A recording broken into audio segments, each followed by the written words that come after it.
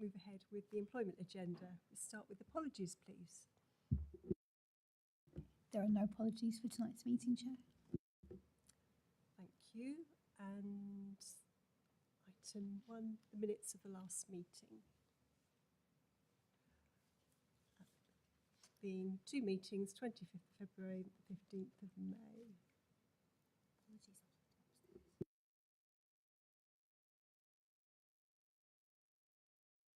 So I am happy to prove both as a correct record. I'll sign in due course. Thank you. Okay. Agenda item 3.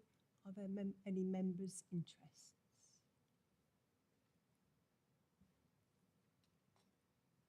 Thank you. And now we move on to the Workforce Information Report, Quarter 4. To Leanne, please. Thank you. Thank you. So I'm going to take you through the Workforce Information Report for Quarter 4, which runs from the 1st of January 2025 through to the 31st of March 2025. I have to apologise, I've just noticed there's a typo on the front page where we talk about the head count. It's 678, not 687, so I've got the last 2 digits run the wrong way, so I do apologise for that. In terms of the headlines, at the end of the quarter, the workforce had a head count of 678 and a full-time equivalent of 620.13. This is an increase from the end of the previous quarter, where the head count was 668 with a full-time equivalent of 608.28.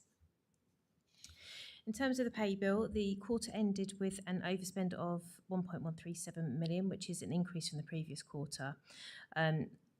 Contractor and agency costs have increased again, and as I've detailed in the report, this information has been factored into the budget for 25-26 to try and ensure that's a more accurate cost budgeting for contractor and agency spends. 21 employees left the council in Quarter 4, which continues to be a decrease from the previous quarter where 33 employees left. The percentage turnover for the 12 months was 19%, which was higher than the last quarter at 17.5%. Although this is slightly higher than the UK average, it's still just below the LGA benchmark. Obviously, as we are creeping closer to it each quarter, we are starting to do some more deep diving into the information as to why the key reasons why people are leaving, which for this quarter has been relocation, family reasons, and leaving for promotion opportunities. There are no retirements during this quarter. In terms of recruitment, there has been an increase in recruitment activity compared to the last quarter, and we're continuing to receive an increased number of applications for each role. During this period, we made 59 job offers, with 15 of these being internal offers, which demonstrates our continued commitment to growing our own talent. Recruitment within One Leisure is continuing to be active, and this is still recruiting for roles that were created during the restructure earlier on in the year and the subsequent internal promotions that have impacted on various roles throughout due to that process. During this quarter, we completed our second executive search to fill the position of the Head of Democratic Services and Monitoring Officer role. This search was a success, and due to it being completed in-house again, there was again another significant cost saving compared to using an external agency. As reported last quarter, we're continuing to monitor our LinkedIn advertisements, and during this quarter, this approach has achieved in excess of 219,000 impressions, 10,600 job views, and 938 total apply clicks, resulting in 6 hires. In addition, our followers have grown by 259 during this period. This is very encouraging and supports our decision to continue to use our LinkedIn network to promote our recruitment activities. In terms of engagement, the delivery of the workforce strategy is continuing at pace, and Chloe will provide more details on this in her update, which will include the next 4 priorities, which are electric vehicles via salary sacrifice scheme, development of the social committee, leisure discounts, and ICT access for all staff across the organisation. We've continued to host work experience placements in conjunction with Cambridge Regional College, and the amount of interest has increased from last year, which has been incredibly positive. Over the last 12 months, we've been supporting with a shared graduate programme between HDC, Cambridge City and South Cambs, and we've supported the final placement for this individual. The Leadership and Development Management training has been rolled out, and these sessions have been well attended and feedback on them has been incredibly positive. We're continuing with our apprenticeship programme to develop and support internal staff, and we held a celebration event in February for National Apprenticeship Week to recognise apprentices across the county. So as part of that, it wasn't just our own apprentices or our own managers who are managing apprentices. We invited them from across local businesses and colleges across the area. We currently have 28 members of staff undertaking apprenticeships, with 3 members of staff completing and passing their apprenticeships during this period. In terms of sickness, the average annual sickness has continued to decrease slightly from 8.5 days per FTE to 8.3 days per FTE. Long-term sickness has increased from the last quarter from 17 employees to 22 employees, and this represents a percentage increase from 44 to 54%. Although this is an increase of 5 employees on long-term sickness absence, it is a reduction from Q4 in the previous year, which saw 29 employees on long-term sickness absence. So from like-to-like comparison, it is still a reduction. Short-term sickness has decreased again from 663 working days lost in the last quarter to 599 working days lost. And as you can see from the chart, the top reasons for these absences were gastrointestinal issues and coughs and colds, which continues to be reflective of the sickness trends outside of the organisation, with an increase in COVID, RSV, flu and norovirus. As usual, we offered flu vaccines to all staff who were not eligible for one on the NHS, and there was a good take-up rate amongst the staff, and we will continue to do this for the coming year. As can be seen from our case reporting statistics, sickness casework continues to remain our highest and has increased from the previous quarter. However, this shows the active management around sickness in an effort to support our employees to remain in work. HR caseload has increased from 72 cases in the last quarter to 95 in this quarter. However, again, this is reflective of the increase in absence management cases, which has had an impact on the increase in HR casework.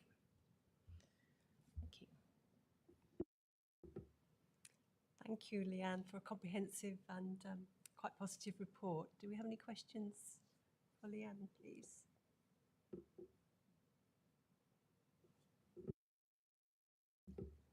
Councillor Corley. Thank you. Thank you. I have lots of questions, but I'm not going to. I just wanted to check, when we're looking at long-term sick versus the short-term sick, we seem to be having a bit of an uptick again in the long-term sick. Given stress, anxiety, depression remains at the top causes of sickness, what are we doing, I guess, to sort of address that long-term sick as well as those issues that keep cropping up again and again? It'd be useful to understand what steps we're taking. So that's my first question. Thank you. So although it has increased, I think it is important to compare it quarter for quarter. So it is, it hasn't increased. It's more reflective, I think, if we look at it like that. I think, like you say, the concern around stress, anxiety and depression, we are working with staff to make sure that they're filling out their stress risk assessments. Managers are being supported on how to support the staff with who are indicating to them that they're feeling stressed. We're doing occupational health referrals and we're encouraging managers to the biggest issue when members of staff go off with these conditions is if we don't intervene early and support them from at an early opportunity, that they're more likely to stay off for a longer period if they're not supported. We don't put anything in place. So we are making sure that we're getting managers are contacted by HR as soon as a member of staff goes off sick with a stress-related condition to make sure we can start getting referrals done and finding out exactly what the reason is and what the triggers are, so that we can try and support them back into the workplace.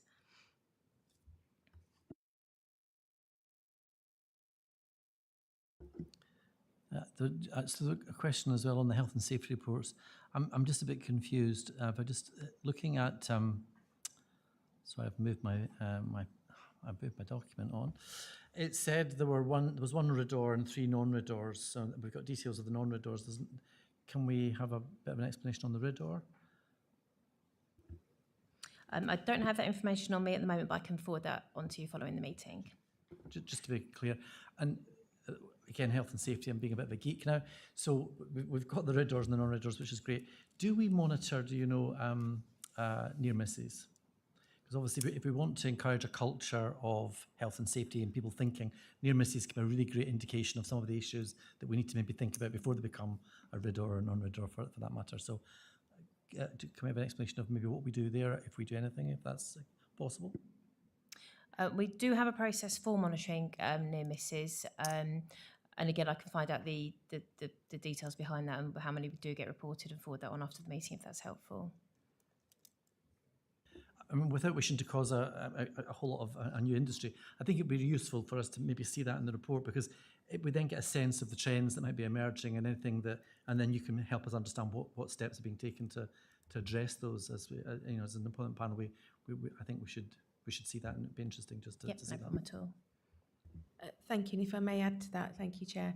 It is important, your point is really well made, Councillor Corley, because it's the near misses that give us the trends, and therefore we're able to consider whether there's additional training needs or, you know, or if there's an underlying issue. So yes, I'm familiar with that. We do. I can't remember where I see it, but we do have that. It's similar to I've mentioned before GDPR. We talk about near misses for GDPR so that we don't end up just focusing on when something has gone wrong. We're able to mitigate and prevent as well.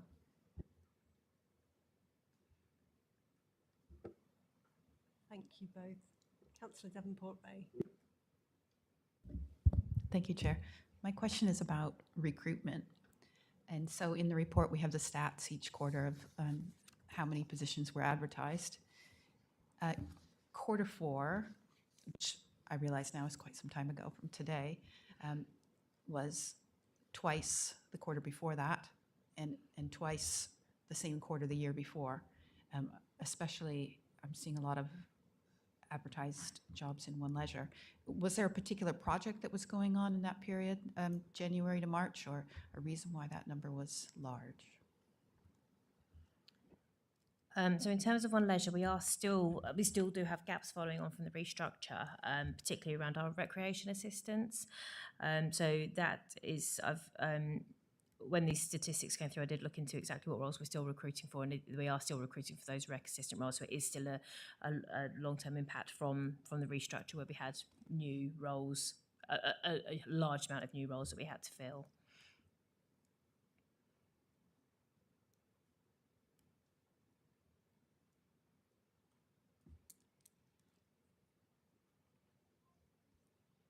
Councillor Davenport-Ray. Later in the report, you mentioned the new form that's called My Conversation.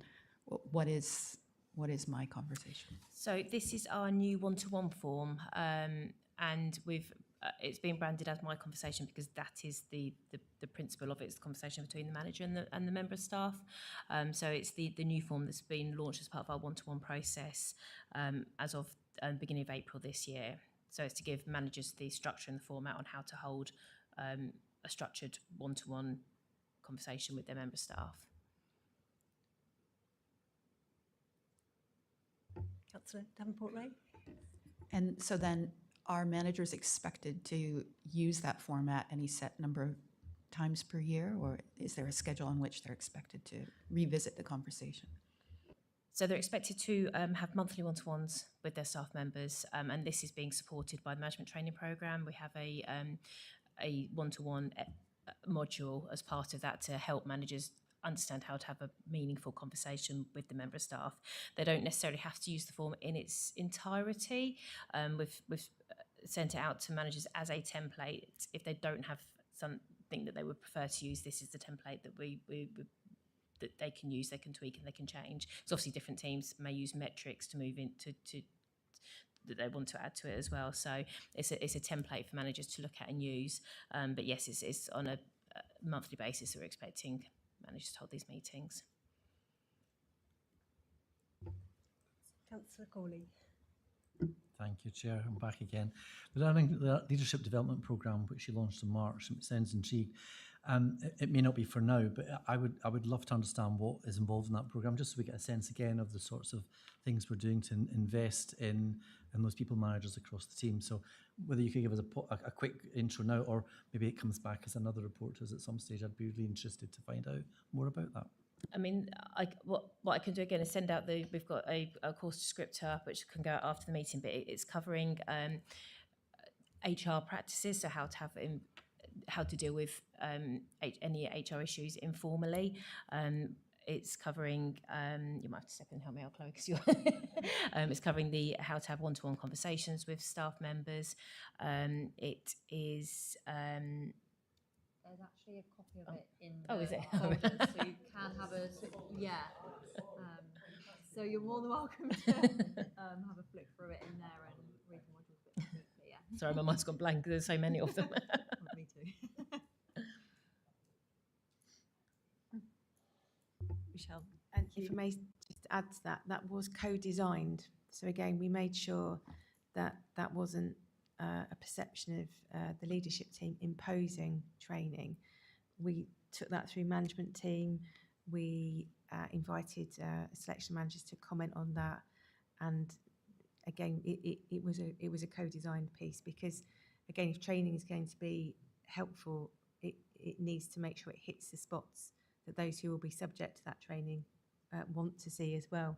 And I do think that's reflected when we see the feedback we've had from that. We've also been able to secure some really good trainers as well, which is also landing well. And just to add to that, the same trainer is also supporting the ERG training, aren't they, David? So we're making sure that the information that managers are getting is the same as our ERG reps are getting as well. So we're tightening the loop on there as well. Thank you. Councillor Lowe. Thank you. And I was just wondering, with I'm not sure quite on the correct terminology, but the extracurricular events and things that have been going on, like the Random Act of Kindness Day, obviously the Bake Off, what other things have you got planned? Because I think it does help with employee well-being. I'm wondering if you're going to be doing like a big lunch. I know it's gone now because that was June, wasn't it? But what am I trying to say? Just trying to think of other ways to improve or employee wellness, Yeah. I think. I'll take this one. We have actually got an engagement calendar that we're following at the minute. So we're working with comms on that. We've sort of agreed which ones, HR can take, workforce strategy and comms, and we're now looking at taking it to management team to get different teams to take ownership of different days, so it's not just on our team. And we've got lots of upcoming activity that I will go into in my bit, so I can tell you all about those then. But yes, we've got an engagement calendar to make sure that we do hit those, because we do see that it makes a really big difference in the workforce engagement and well-being as well. I shall wait for the report. Councillor Davenport-Ray. I think that the manager training is really key for me, because we heard from employees that that's what they wanted, and now we've developed it.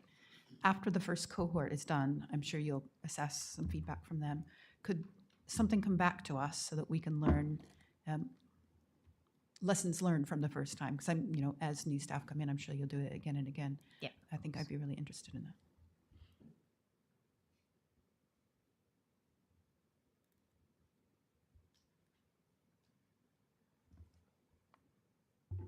Finally, I'd just like to pick up on the shared graduate, which I thought was very innovative, and ask you how that's been.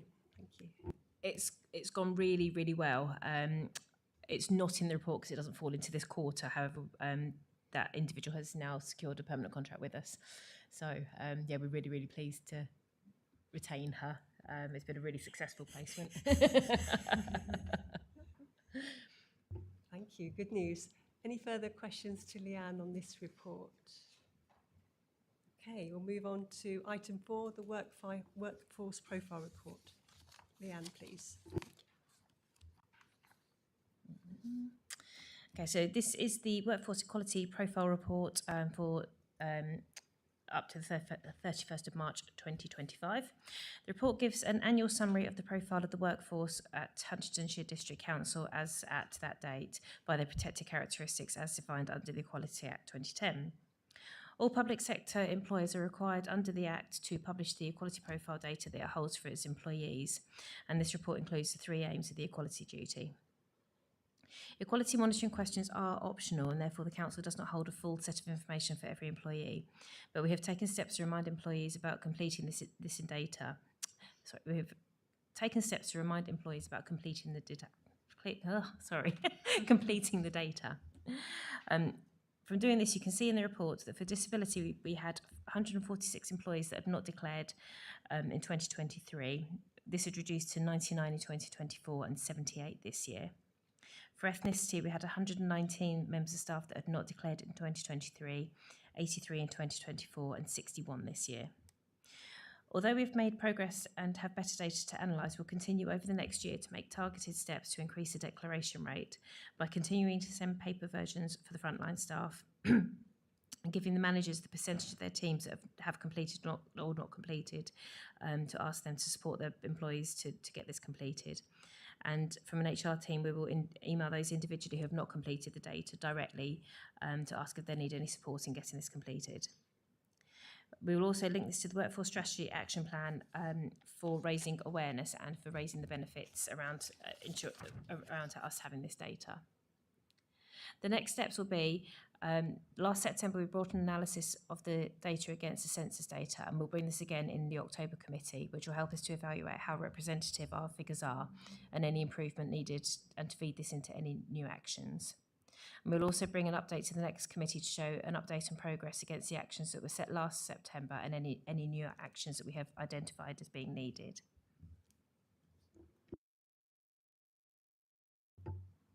Thank you, Leanne. We're asked to consider and comment on this report. Are there any questions to Leanne? No? None? Thank you. In that case, we'll move on to agenda item 5, use of consultants hired and temporary staff 2024 to 2025. With Suzanne, please. Thank you, Chair. This is the annual summary of the use of consultants, hired staff and temporary staff. We've split it out between projects that are capital related and projects that are revenue related.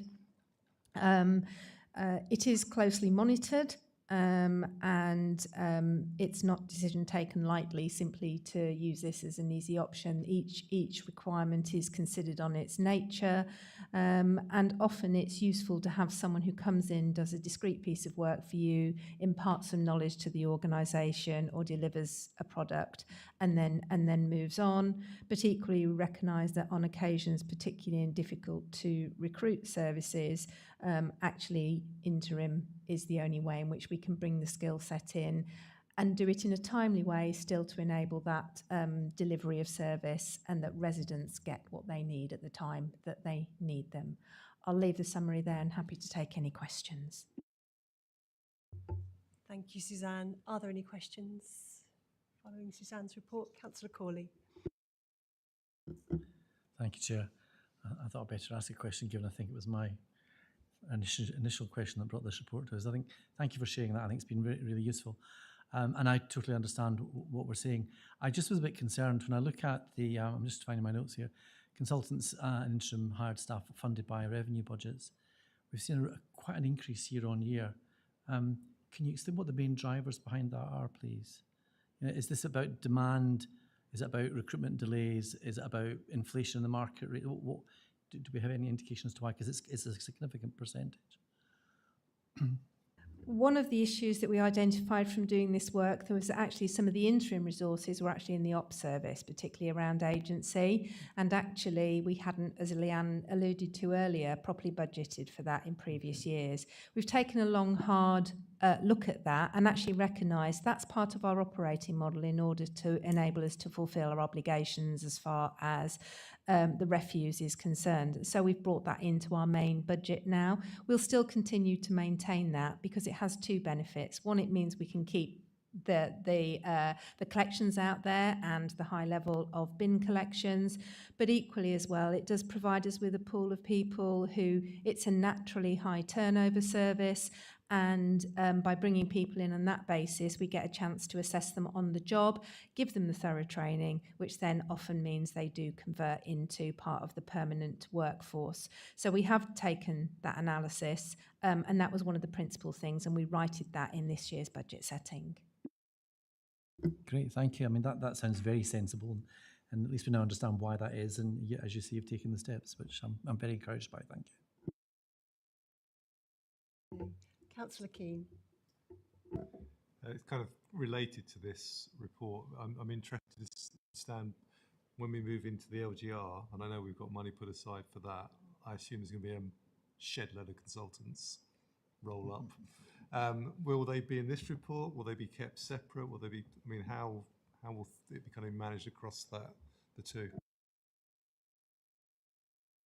Thank you. So first of all, yes, we are expecting to see a capacity issue regarding that additional need. But in line with the earlier point around seeking to utilise our staff that we have in terms of talent and also personal development opportunities, so that the knowledge that we gain through the LGR process is contained within our workforce. It then becomes part of the new workforce for the unitary. So we aren't going to do a knee-jerk reaction of consultants, because otherwise we're not seeking to develop our own workforce. There will be some, because the nature of capacity, but we want to try and work where we can upskill and act up, so that the actual backfill happens lower down in the organisation, is therefore more cost effective and more likely to be able to secure at more enhanced rates.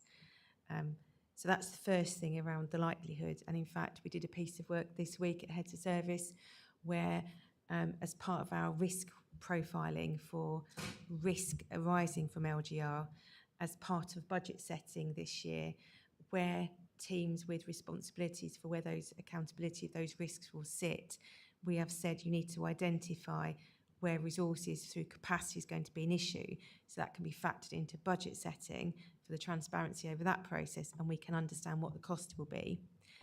I think it's quite right. I think it would be incorporated in this report because that's the nature of the report.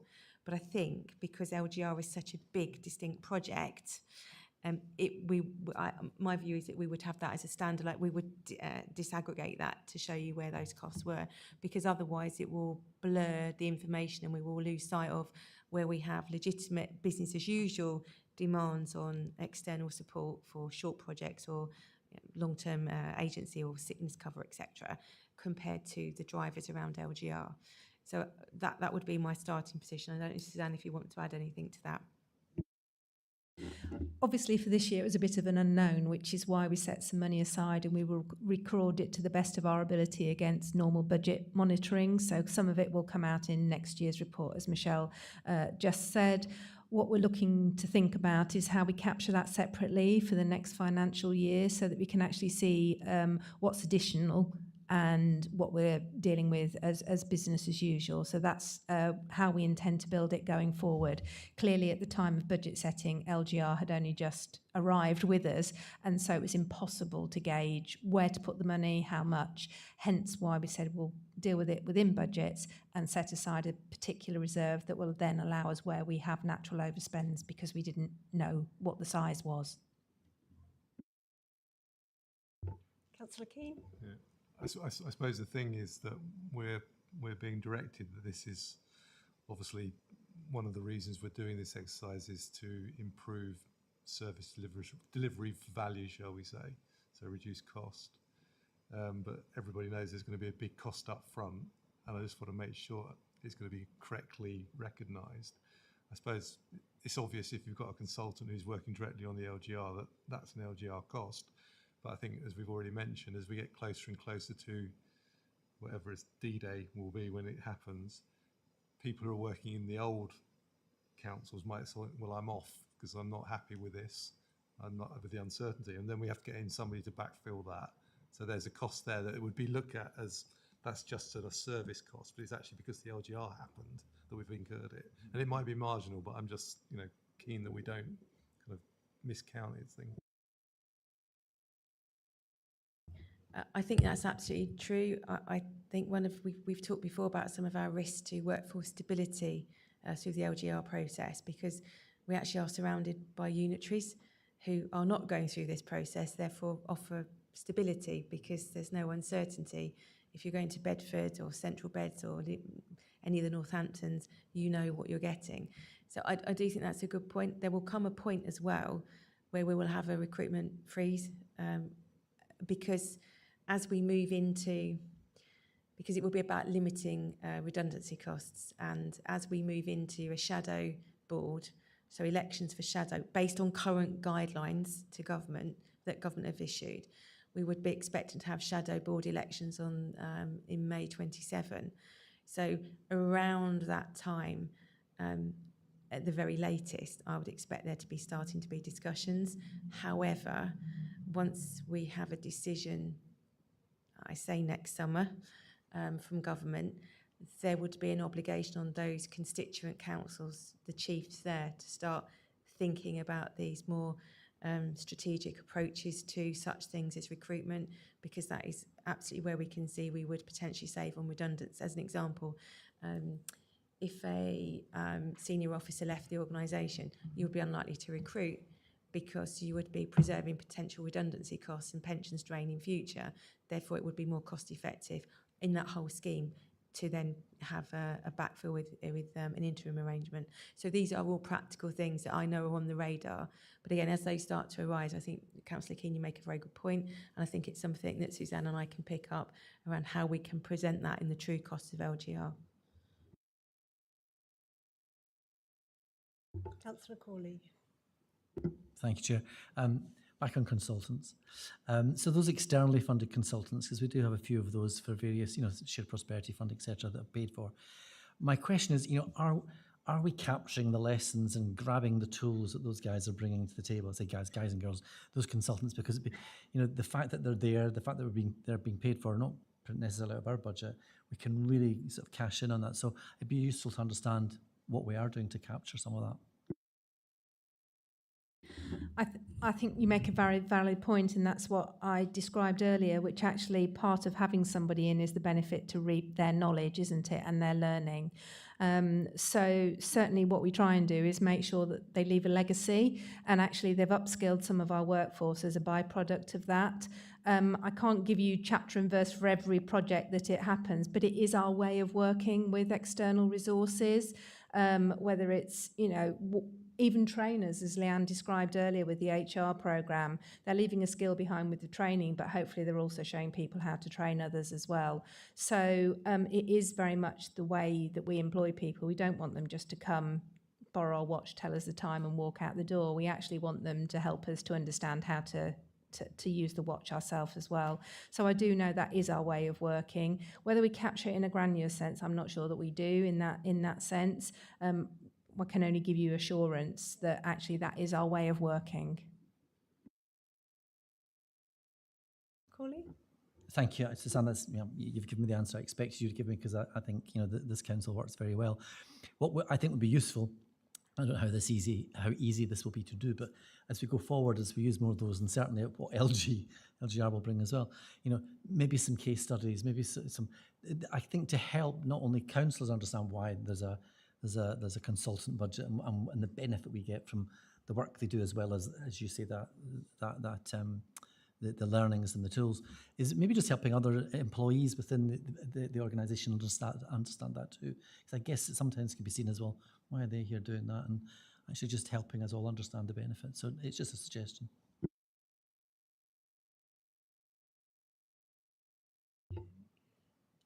Councillor Davenport-Ray. Over the last 9 months or so, I've watched our strategic insight team grow and mature. And I'm thinking of the team that works with Neil Sloper. Can you tell us a bit more about what they do? And do you think they would help a bit with this cost? Are there things that they're able to do for us now that 10 years ago we would have immediately gone out to a consultant to ask?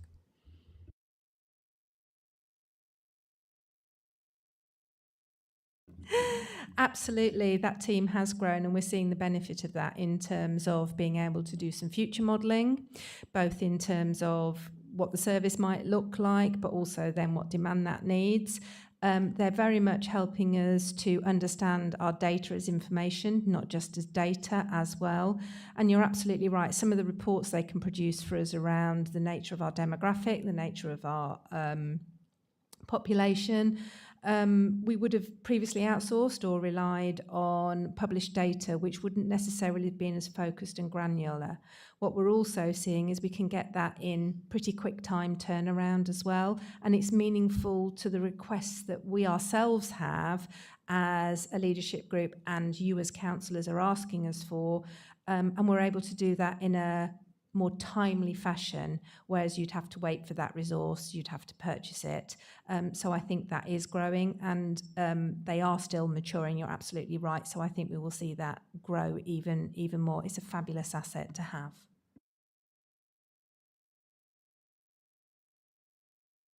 Are there any further questions on this item or comments? Okay, thank you. Moving on to agenda item 6, workforce strategy and action plan update. This is with you, Chloe? Thank you. Thank you, Chair. Normally it's Kieran, the HR manager, that delivers this, but today you've got me, so I'm the HR coordinator for the workforce strategy. I have popped some folders around, so if you want to have a flick through at some of the work we've been doing, you're more than welcome to. So next slide, please. Thank you. So first I'm going to talk about some of the training and development activities that we've been doing. So we implemented the leadership development programme, which Leanne kindly went into a moment ago. We split all our managers up into cohorts of different services and management levels as well, so they could learn from each other. And we're well underway with that now. As we've previously said, we had 72% of our managers have already been through the HR module.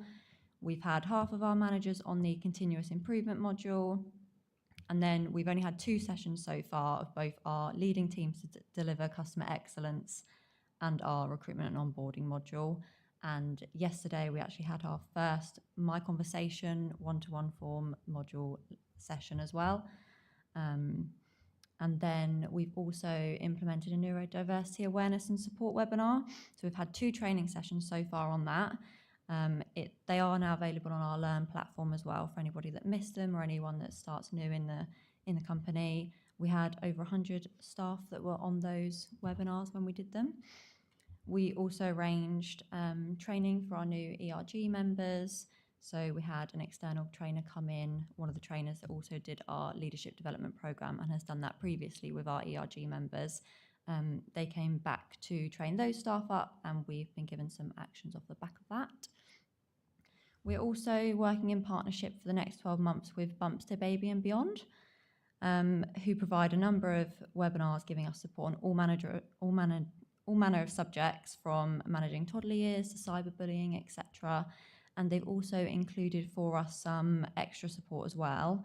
Midlife Matters support, which has a range of webinars, including empty nest syndrome and dealing with elderly parents, and then also infant loss support as well.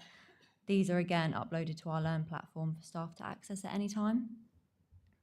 And we've also recently had our 3rd set of roadshows, which went really well. We've noticed an increase in engagement and value in conversation with staff, so they get more confident and they know we're coming, so they prepare things to talk to us about. They feel more open to put forward ideas to us, which they still do every time we go and see them. They bring new ideas to us, which is really great to know that they're still thinking of things. And we've actually already booked in our October dates. Next slide, please. There's just some images there of us at our roadshows. Next slide, please. Thank you. Again, as previously mentioned, we have launched our new one-to-one form, which is called My Conversation. That should be in the folders as well for you to have a look at if you wish to. It is not rigid. Managers can sort of edit this to reflect their service or their staff so that they can do what works for them. it's just so that we had something to give everybody, so that they have a baseline to work from, as not every manager was doing a monthly one-to-one with their staff. We did hold focus groups with managers across the organisation and workforce strategy champions as well, to help create this form, to make sure that we covered everything that they wanted to have included. And it is now implemented and being used by managers and staff. And this, again, is a training that I previously mentioned started yesterday. And then we are also working on getting feedback on an incremental progression submission form from workforce strategy champions and heads of service. We're on the sort of beginning stages of that at the moment now. And we had our iCare Awards ceremony recently as well, which I know some of you attended. In June, we had over 180 staff that were at that event. And it was a really great afternoon celebrating some of the amazing achievements of our staff as well. Next slide, please. Thank you.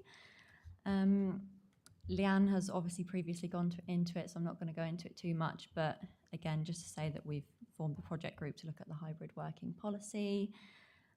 We are now looking at electric and hybrid vehicle scheme. We've just finished a procurement exercise to put a salary sacrifice electric and hybrid working scheme into place.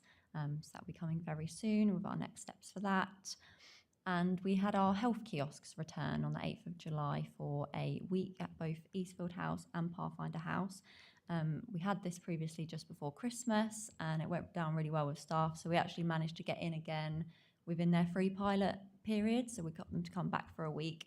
So staff could use that to look at a whole manner of things, their BMI, heart age, risk of heart attack, etc. And quite a lot of them compared their results from last time, because they've been working on it after what came out of it last time. And off the back of last time as well, we also had a nurse that came into Pathfinder House and Eastfield House. So it was easy access for people to, get follow-up appointments on that. And they had a drop-in session where you could go as well.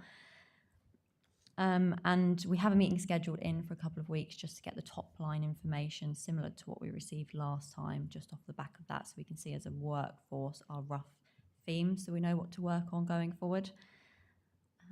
And then we had Mental Health Awareness Week as well. We set up a pledge wall for this, where staff could write down some of their mental health pledges and inspire others by looking at it. And we also had Titch from our Active Lifestyles team came to Pathfinder House to hold a guided wellness walk. This went down really well. It was really nice to get staff active, out of the office for some fresh air and socialising with colleagues that they might not normally have socialised with.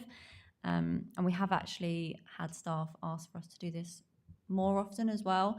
So we're in the process of sorting that out with Active Lifestyles to make that more of a regular thing, so it's not just a one-off. And next slide, please. And there's some images there of the health kiosk and the pledge wall, and some of us on our walk as well. Thank you.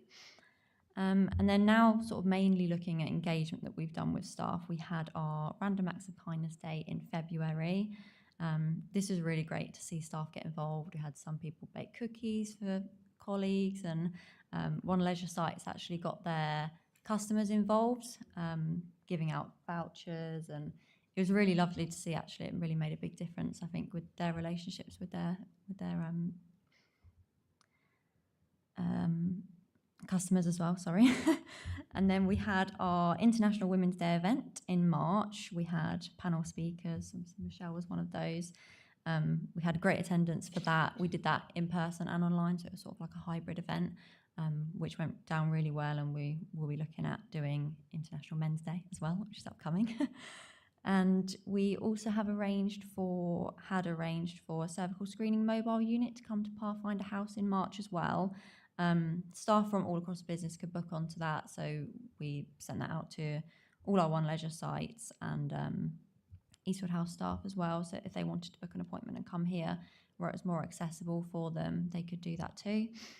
We also had our staff bake-off for Comic Relief in March as well, which Michelle was the judge of, and we had delicious bakes. Lots of staff got involved, whether they were baking or buying, and we raised over £280 for that as well, so that was really successful. We've held an Easter egg hunt across all sites recently, well, in Easter.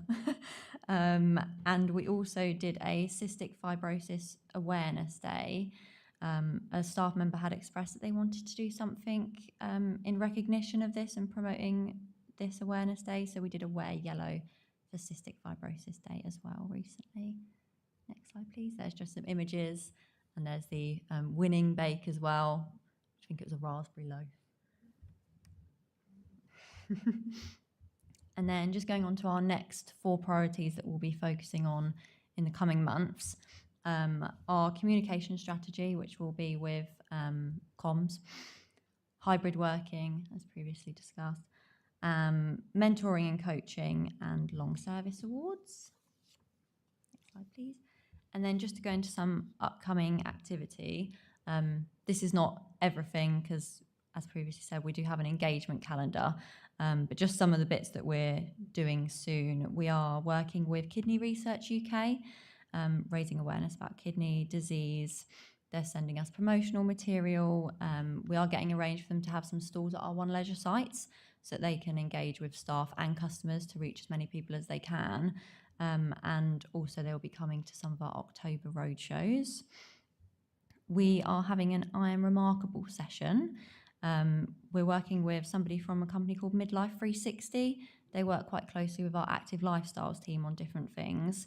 And they're going to help us deliver a workshop session to help staff with self-promotion, confidence and well-being. It's actually something that Google started. You may have heard of it. It's gained some traction. There's a great video on their website if you want to learn a little bit more about it. But obviously, as we like to celebrate success at HGC, it's helpful that they support self-promotion of that. We are also having a Rounders tournament this summer. In collaboration with the Active Lifestyles team, we're holding a Rounders tournament to get staff active and socialising in a fun setting with their colleagues. And we've also just had our first session of Escape Pain Management sessions. They're upcoming. Again, that's in collaboration with the Active Lifestyles team. We're holding 4 sessions. So we've got 2 at Eastfield House and 2 at Pathfinder House. 1 at each site for back, neck and shoulder pain, and then 1 at each site for hip and knee pain as well. We had our first back, neck and shoulder pain session yesterday, which was really great. It went down very well. We had great feedback off the back of that, and so hopefully we'll get lots more on the future ones following on from that. We have got upcoming a My Money Matters session as well. This is going to be in September to help staff with their AVC, so additional voluntary contributions, and we will have a member of our payroll team there to support as well. And then we're also having a session at Eastfield to do with local government pension scheme, because they've had a lot of pension-related queries that they brought up to us at road shows. So we've arranged for somebody to come in and speak to them. It's going to be a Q&A session, a little presentation, so that staff are able to go in and ask them any questions that they have. Next slide, please. Thank you. As you can see on the slide, there's the 2 previous updates that we gave you on where we were with the actions from the action plan. So now we're at 18 completed, 18 in progress and 13 to start. Just to note that some of the ones incompleted are quite meaty and have taken a significant time, and some just have a few more actions for us to get them moved over into completed. So soon we'll have a few more of those moved over into completed. And that's me done. Any questions? Thank you, Chloe. A huge amount going on. Appreciate that, and obviously the visuals too, and certainly a very caring side coming out of the council, which I appreciate. Are there any? Councillor Corley, okay, that. After you, but Oh, I I'd like see. you to go first, because then I may not have to ask a question. Oh, okay. Thank you, Chair. I think it's fantastic. Well done, and it looks really great. I'm looking at some of those pictures. Where do I sign up? I just one question on slide 4, I think it is, of the 12. Seeking feedback on incremental progression form. I don't understand. What does that mean, please? I'm being a bit silly or stupid or thick. You're fine, thank you. So at the minute, we're looking to implement incremental progression. At the moment, that's not something that we do. So we've sort of done the baseline of an incremental progression form. Stop you there. What does incremental progression mean, please? Oh, sorry, Chloe, can I just come in on that one? So within our pay policy, it talks about the opportunity for, so the starting point in HDC is that you start in your pay band. It's pay. And the incremental is as you move through your, yeah. So that's making sure we've got a consistent approach, which we've been engaging with David through ERG and Unison, because it's been one of the things that has consistently come through workforce strategy focus groups. And this has been one of the meaty things that Chloe and the HR team have been seeking to get to a point to be able to deliver. And the work is really critical because we want staff to feel engaged with that form, because we will expect that form to, sort of by the end of the third quarter, those who have demonstrated, we might say, exceptional performance through the evidence captured on the one-to-ones, my conversation, then to be in a position to submit. And again, that's in accordance with the pay policy that's already agreed, which is linked to affordability. So we're being also very careful to manage expectations, that by simply submitting a request for incremental, there are decisions around how that's sense checked and across the organisation. But again, the criteria within pay policies around affordability as well. So just to ensure we're managing expectations, which we do with our colleagues through ERG and Unison as well. Sorry, Chloe, I didn't mean to interrupt you there. Thank you. That makes perfect sense now. I suppose the word paid just didn't appear, so I wasn't really connecting it. So it makes perfect sense. Thank you. Councillor Keane. Yeah, just I think to reiterate, it looks fantastic. Lots of great activities.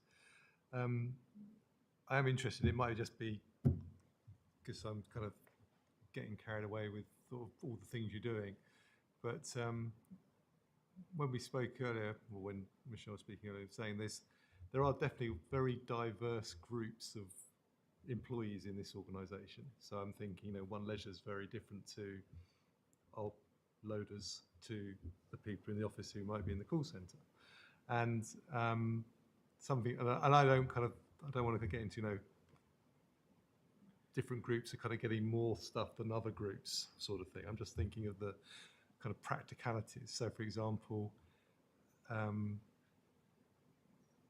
there any things like prostate cancer awareness, that sort of thing? I'm thinking we've probably got a group of gentlemen who are probably more taciturn, don't like to talk about those kind of things.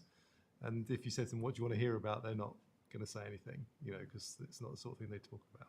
So it's those sort of things. Are we kind of trying to, I suppose the thing I'm interested in is the engagement of different groups in the different activities. How many guys who have been loaders are going to be on the Rounders Day, for example? Maybe they're going to absolutely win it because they're really fit because they're running around all the time. But I'm just intrigued on that kind of thing, engagement with these activities and the kind of types of activities that you're looking at that might kind of cover all those different groups. Yeah, absolutely. Thank you for the question. Yes, so it is something that we're trying to sort of pinpoint that we don't miss anybody out. Obviously, as you saw, we did the things for obviously with women. But as I say, we are looking at doing the Men's International Day, and there is a Men's Health Week upcoming, I believe, on our engagement calendar.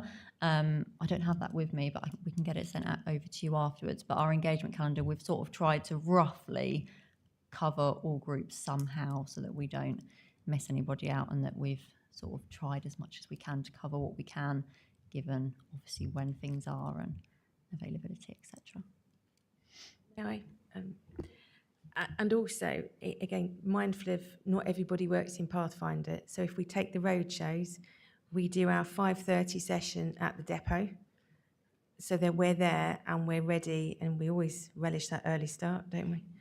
It's a little bit like, but we absolutely, because it's really, really important that our ops guys, I say guys, but I mean gals as well, see us and have the ability to engage. And we've had actually on those 5:30 starts, we've had some great ideas come through actually. And I think that's been really interesting how the team have got this part of the confidence that Chloe referred to. They're more chatty because we're not scary anymore in that sense of why we're down there. But also we're out at One Leisure sites as well. So we do, again, we're out to the One Leisure sites so that we can have that engagement. And indeed, we are just getting ready to open nominations for iCare this year, again for next year's iCare Awards. But the reason we open iCare and nominations happen throughout the year is so it doesn't get like the Oscars and you only remember the last 3 films you watched, as opposed to that excellence through the year. But one of the things we picked up at ERG in Unison yesterday, we encouraged our members from the ops team to make sure that they are nominating each other as well, that they recognise each other, because our reflection was we didn't have as many of our ops guys and gals as we would perhaps have liked to have seen this year. So we raised that yesterday, and when we go in October, we're going to actually do a session around the nomination form and around, again, if you don't have access to type it, there are paper copies, and it doesn't have to be, it's not War and Peace. So we absolutely think about that broad inclusivity. And when I say we, it's Chloe and Kieran, who are just awesome in terms of the sheer energy, enthusiasm and positivity they bring to this particular piece of work. And that as well is really noted by the workforce in terms of that regularity. And I ought to give a shout out to Emma from Comms as well, because Emma's, in terms of how we capture that for the internal comms, because again, I think, David, you make a really good point around we are a very diverse workforce. So therefore, how are we making sure the feedback captures everyone so they can feel, I missed that, how do I get involved next time? So it's really important for us because it's that sense of well-being. And can I just say, a great job being judged for Bake Off. I have to say, I could on that day have had too much cake, but I persevered, as you can imagine. So I'm just looking forward to more entries next year. But just in that as well, it wasn't just at Pathfinder. We had the Bake Off at Eastfield as well, and St Neots did Bake Off. You know, that we make sure that that is encouraged at all of our sites, not just that perception. It's always Pathfinder. Well, I'm glad you're getting your cake and eating it.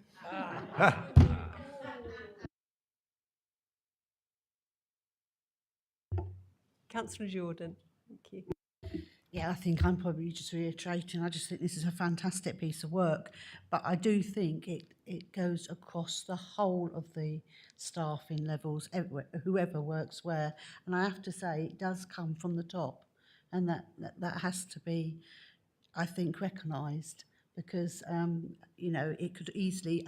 I've been on employment a long time, and I've seen some really good work start, and it's fizzled out, whereas this just seems to be growing in momentum, and I'm just in awe, and I think it should be recorded just how well it goes through. As I say, it starts at the top, so it starts with Michelle, I'm afraid, and I think it goes all the way through, and the ones that I've attended, everybody's been so positive about it and so engaging. It's just wonderful to see, and it's good when we're out there trying to recruit. You know, you can actually show this work as a feel-good factor, you know, and people want to feel good when they go to work. And as you said, you'll get more out of them if they are in a good environment working. So well done, everybody. Thank you for that. Yeah, we definitely do see the difference when we speak to people more often now that we keep doing it. And it is amazing that we're able to keep up the momentum and keep it going as we have. So yeah, thank you for that. Thank you for that comment. Councillor Davenport-Ray, thank you. Thank you. You mentioned some of the learning modules, the new ones, which are now available. How do staff that are not based at a desk access those? And second question, is carbon literacy one of the available modules for learning? Carbon literacy, I'm not entirely sure if it is, if I'm being completely honest with you. I'll have to check out on that one. And then the non-wired staff at the moment, I'm not sure if we're actually...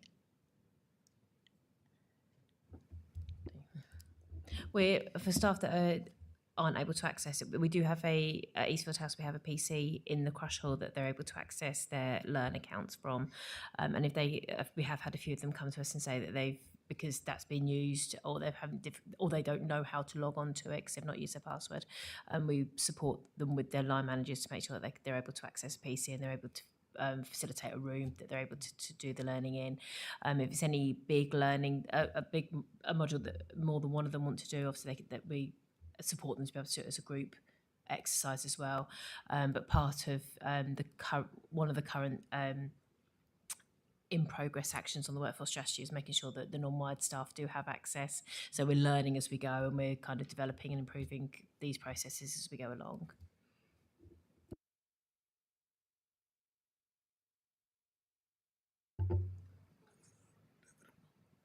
Councillor Davenport-Ray, thank you. You mentioned training of new ERG members. I'm excited to hear that there are more. Can you tell us about that? Yeah, so we had a successful recruitment campaign a couple of months back where we attracted 4 new members, really pleasing.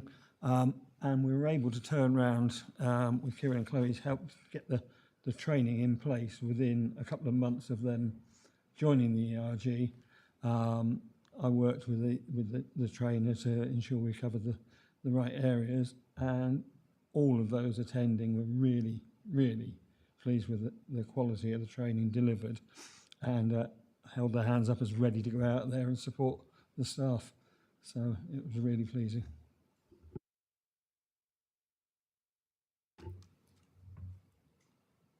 Are there any other? Yes, Councillor Lowe. Thank you. I was just wondering, with the long service awards, what are the intervals for those? We're actually looking into that at the moment. One of my colleagues is doing a paper on it to look at the new intervals. I think at the minute it's 1 year, 5 year, and then 25, is it at the moment? Oh, just 25 at the minute.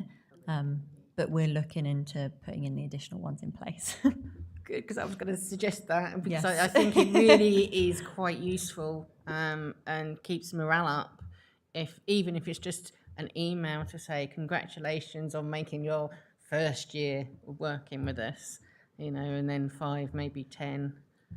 I think that is a great way to keep people sort of thinking, oh, they remembered me, and don't feel like you're sort of a number.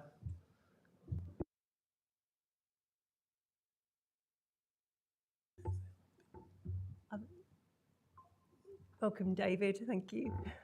Yeah, sorry, I can just add a few points from the ERG's perspective on the workforce strategy. Firstly, we've been absolutely delighted there have been no let-up in pace with the delivery of the items on the action plan. There was an awful lot there, and you'll see the numbers that have started has reduced, has gone up significantly, and the numbers waiting to be started has reduced. So it's fantastic to see that. But it was really nice yesterday at the our regular meeting with the Chief Exec that Michelle made the point that it's a living document, and we want to encourage people to come along to the roadshows and come up with new ideas. We don't want Kieran and Chloe getting bored with not enough to do, so let's add more to that list and keep it going. Let's get these good ideas, research them, and get them delivered.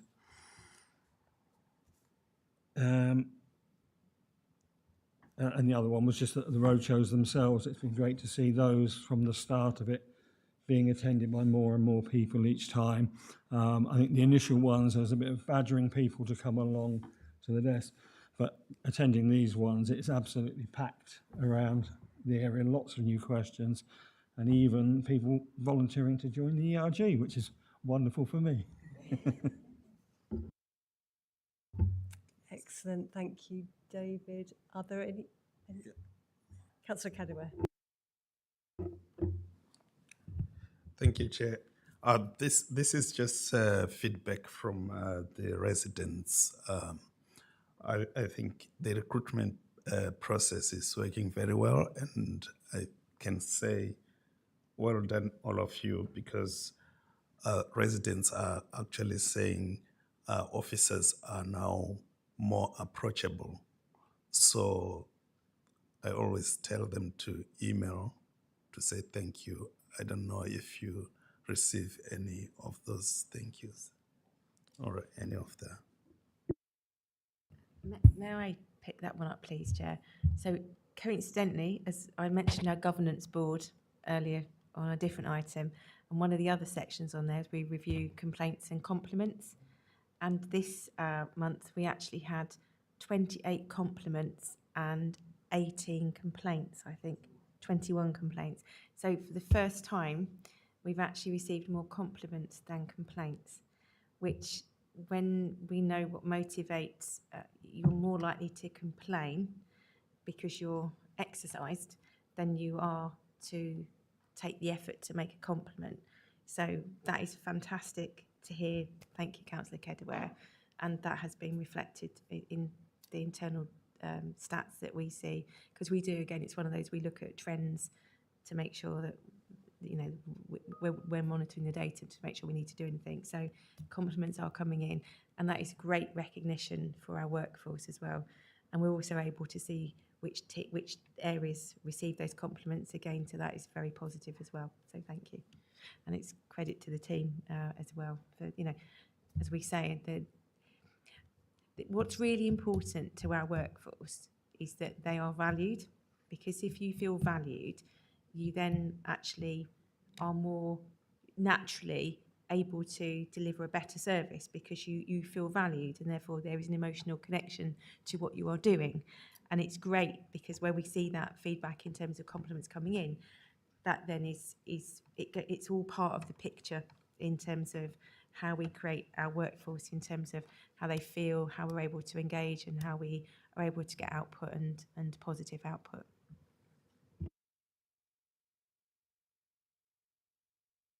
Excellent, thank you. Are there any further?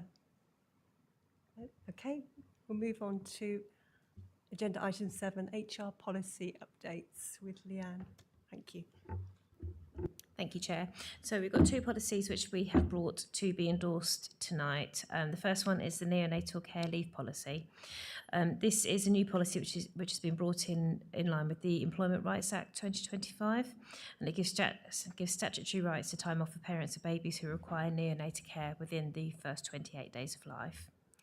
And also our recruitment and selection policy. This is an existing policy that we have updated to reflect process changes, and we've also included our updated approach to comments and internal moves and to changes from the Immigration Act from 2016.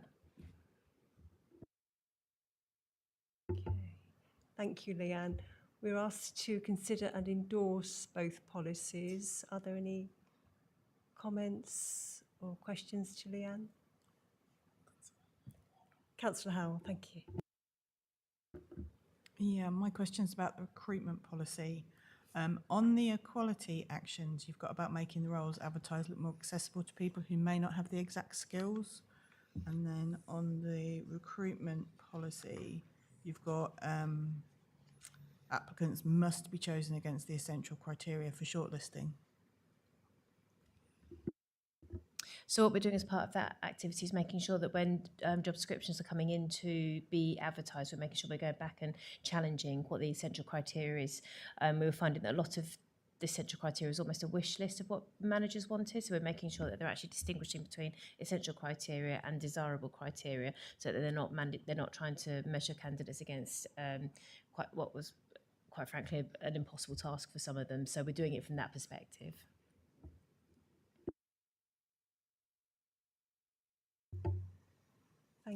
Thank you, Councillor Corley. Thank you, Chair. On the neonatal, the neonatal policy, care leave policy. I just have a few comments. Being a policy gonk that I am, and I'm glad you referenced the legislation. That reference doesn't appear in the policy, and I really think that would just strengthen the policy by referencing the here's the reason why this is here. There's a bit of regulation over here. The other thing that slightly confused me, so we talk about parent, we don't define what we mean by a parent. And obviously, these days there are lots of different types of parent. You know, there's the biological parents, adoptive parents. Does that include partners? Yeah. So just I think maybe a bit of clarity there. It's the sort of thing that might come up. So I've got a few things. We talk a lot about family leave types. But we don't detail how annual leave accrual, sick leave, statutory parental bereavement leave, all that sort of thing interact with this. And maybe I'm reading too much in, but it might just be useful to clarify.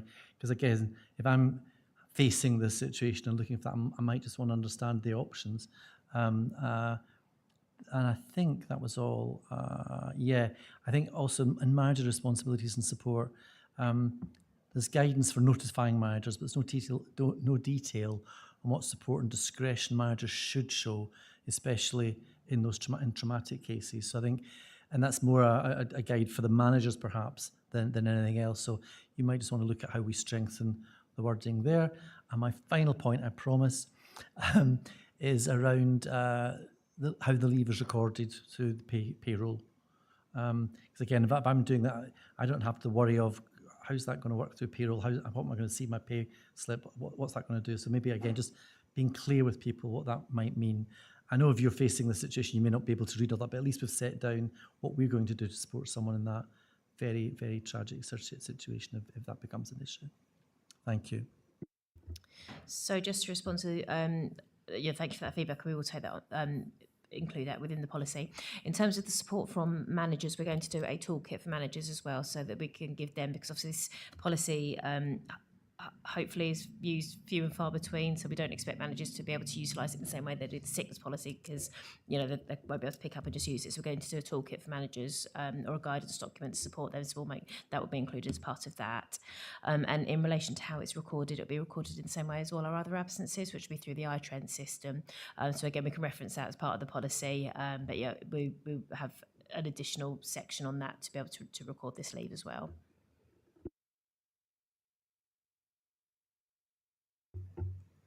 Thank you, Leanne. Are we able to endorse both, bearing in mind the comments that Councillor Corley has raised?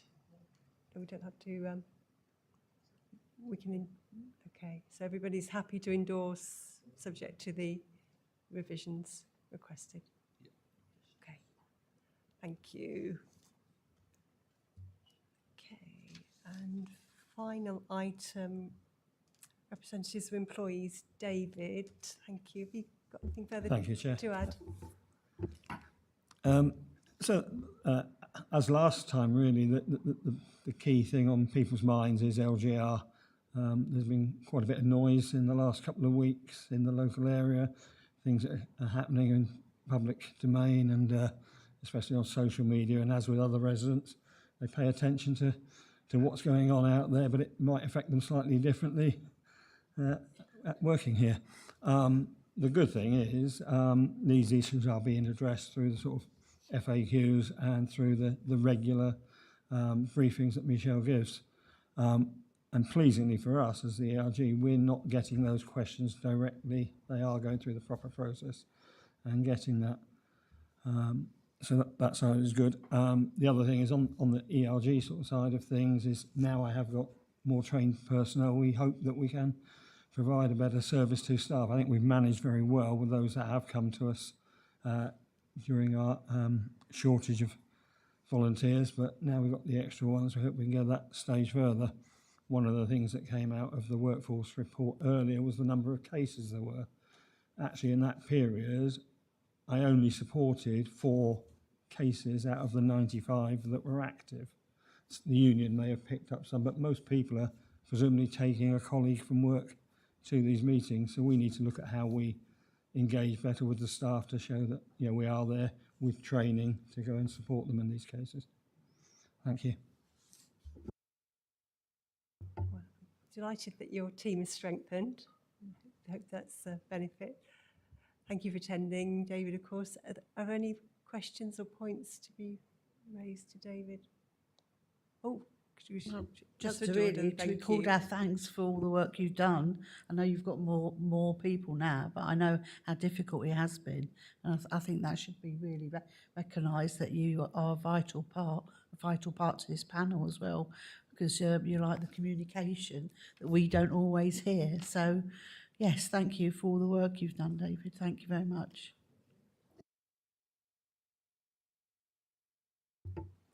Okay. Come to the close of the meeting. Thank you, everyone, for attending. Good night. Thank you.